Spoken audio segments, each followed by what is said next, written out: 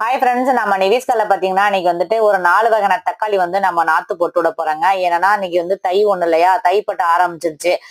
தை ஒண்ணு அன்னைக்கு வந்து 4 வகையான தக்காளி வந்து நம்ம கார்டன்ல வந்து போடுவோம்னு நம்ம எடுத்திருக்கேங்க. ஒண்ணு வந்து ரெட் செரி டொமேட்டோ, அப்புறம் வந்துட்டு பெரிய டீஸ்பூன் தக்காளி, கருஞ்சிவப்பு தக்காளி, இது மதனப்பள்ளி தக்காளிங்க. மொத்தம் 4 வகையான தக்காளி வந்து நம்ம கார்டன்ல வந்து விதை வந்து இன்னைக்கு போட்டு விட போறாங்க. இது என்னன்னு பாத்தீங்கன்னா, இது வந்து ரெட் செரி டொமேட்டோங்க. இது வந்து சின்ன குட்டி பாட்டில தாங்க நான் வந்து போட்டு வைக்கிறேன். இதுதாங்க கரெக்டா ஒரு நாத்து வர்றதுக்கு.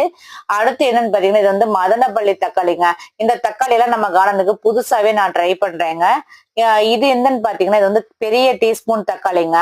தக்காளிலே வந்துட்டு பெரிய டீஸ்பூன் தக்காளி. இது வந்து பாத்தீங்கன்னா கருஞ்சிவப்பு தக்காளி. இது எல்லாமே 4 வெரைட்டியுமே இத புதுசாவே நம்ம கார்டன்ல வந்து ஆரம்பிக்கிறேங்க. இந்த மாதிரி குட்டி குட்டி பாட்டில தான் நான் போட்டுட்டு அப்புறம் அப்படியே வந்துட்டு பாத்தீங்கன்னா அதுல மேல கொக்கோ பீட் அப்படியே தூவி பூவாளியில தண்ணி விட்டா போதுங்க. அனைவரும் இயற்கை விவசாயத்தை நேசிப்போம். நன்றி.